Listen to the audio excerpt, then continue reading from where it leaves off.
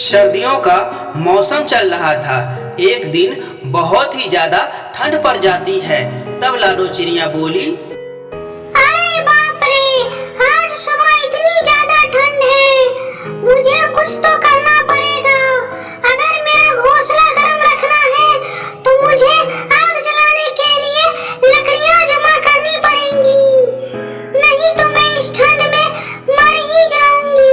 लेकिन मैं ये काम अकेले नहीं कर सकती, मुझे किसी की मदद लेनी पड़ेगी। इतना सोचने के बाद लाडो चिड़िया मीनू चिड़िया के पास चली जाती है।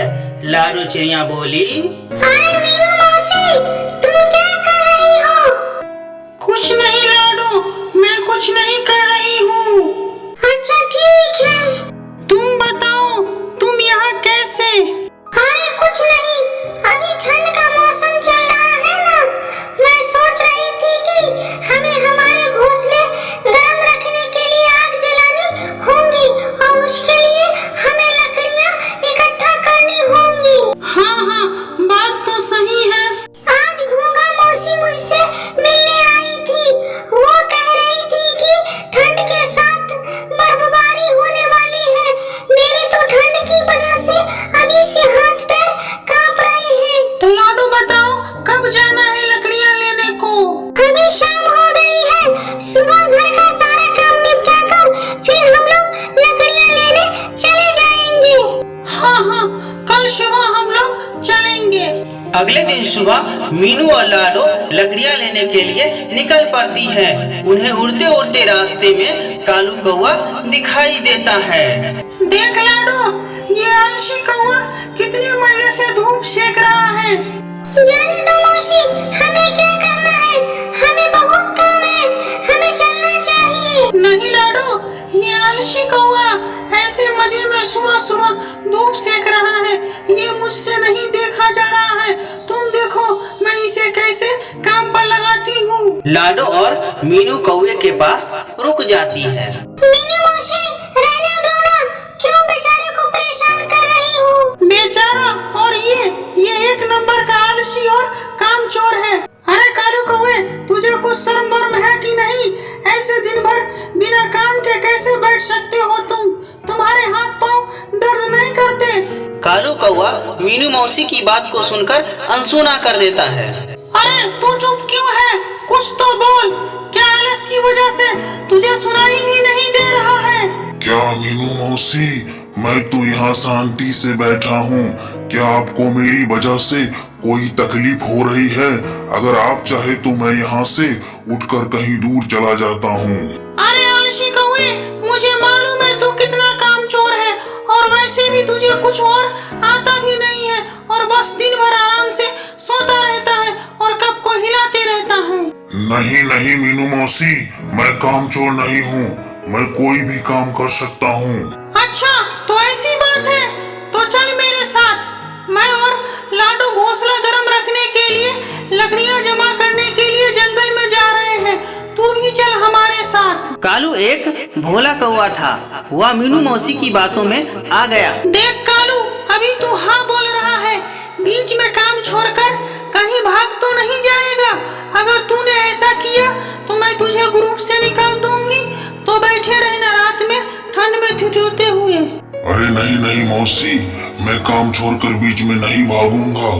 ये मीनू मौसी भी ना किसी को भी अपनी बातों में फंसा लेती है और अपना काम करवा लेती है। लाडो, मीनू मौसी और कौवा तीनों जंगल की तरफ निकल पड़ते हैं। थोड़ी दूर जाते ही लाडो को जमीन पर कुछ लकड़ियाँ दिखाई देती है। चलो हम लोग यहाँ से एक एक लकड़ी उठा लेते हैं। तीनों एक एक लकड़ी उठाकर लाडो चिड़िया की घोंसले की तरफ निकल पड़ते हैं। तीनों लाडो चिड़िया के घोंसले के पास आ जाते हैं। तभी मीनू चिड़िया लाडो से कहती है, लाडो, तुम्हारा घोंसला तो बहुत छोटा है, अगर हम यहाँ लकड़ी इकट्ठा करेंगे तो घोंसले में रहने के लिए जगह नहीं रहेगी, और फिर हमें आग भी तो जलानी है। हम एक काम करेंगे, मेरा घोंसला बहुत बड़ा है, हम लकड़ियाँ मेरे घोंसले में जमा करते हैं, रात में हम तीनों वहीं पर आग जलाएंगे और आराम से सो जाएंगे। आप सही कह रही हो मीनू मौसी,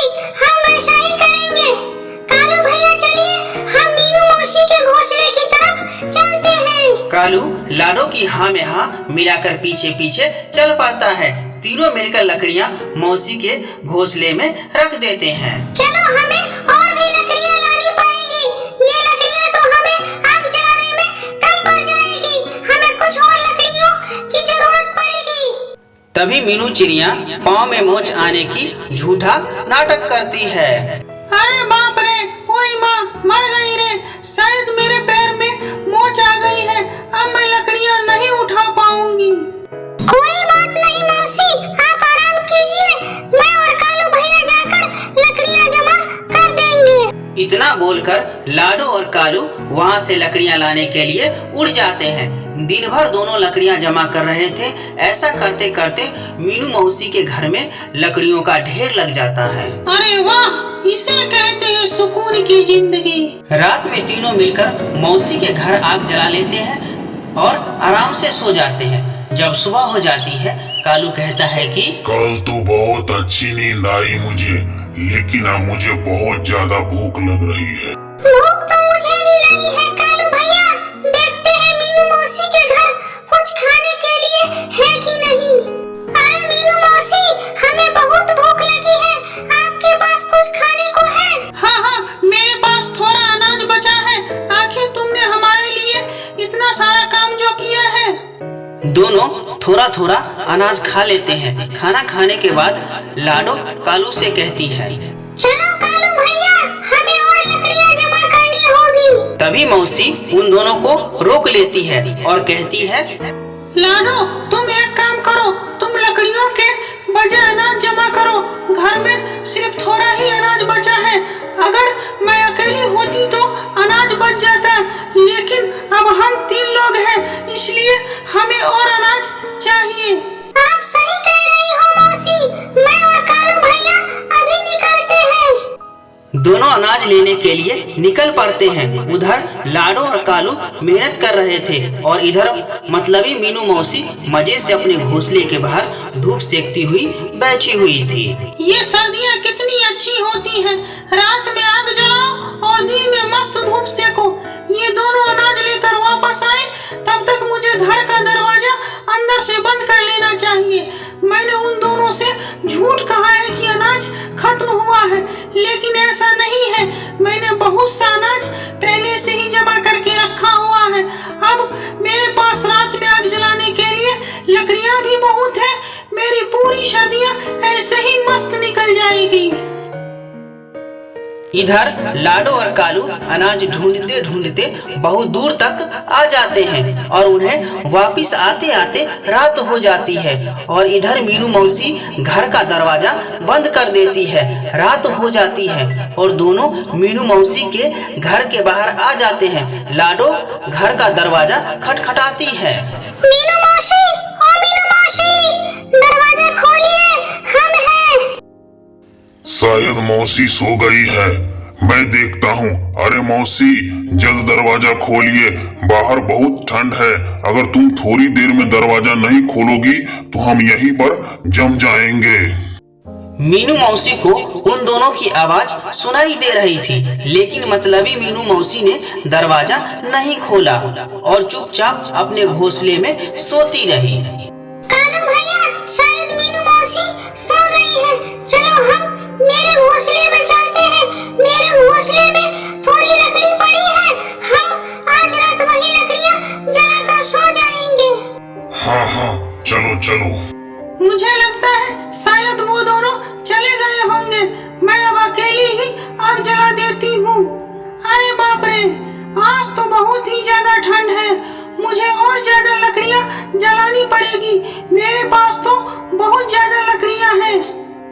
मीनू मौसी लकड़ियों के ढेर को भी खींचने लगती है। तभी लकड़ियों का ढेर खिसक कर आग में आ जाता है और वो लकड़ियाँ भी आग पकड़ लेती है। अरे ये क्या हो गया? कोई मुझे बचाओ। लाडो, कालू, कहाँ हो तुम दोनों? अरे कालू भैया, ये तो मौसी की आवाज लग रही है। मुझे लगता है वो मुसीबत में है।